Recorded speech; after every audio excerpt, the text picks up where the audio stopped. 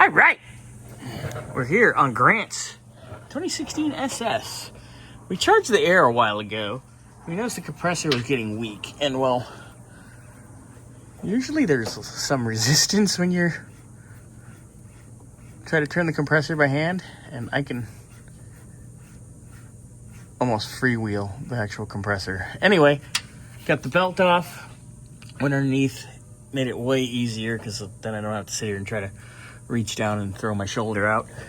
So I'm gonna bring this baby down. I'm gonna start getting the old compressor out, work on getting the condenser out, and then we will be going. So when pulling your condenser in the SS, remember you have two bolts down here on the bottom, bolt the lower front of the radiator, and also one of your hoses is right there.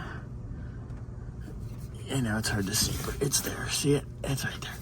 Undo that guy. Of course, after you evacuate the system, then you can undo the one at the top and get that pulled out. Yay! All right. That hose is off. I'm just gonna undo this little vent hose just to make life easy. And then I'm gonna pull out condenser.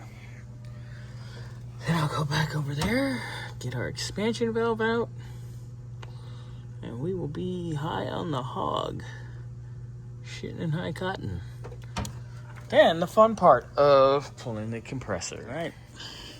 There's our condenser coming out.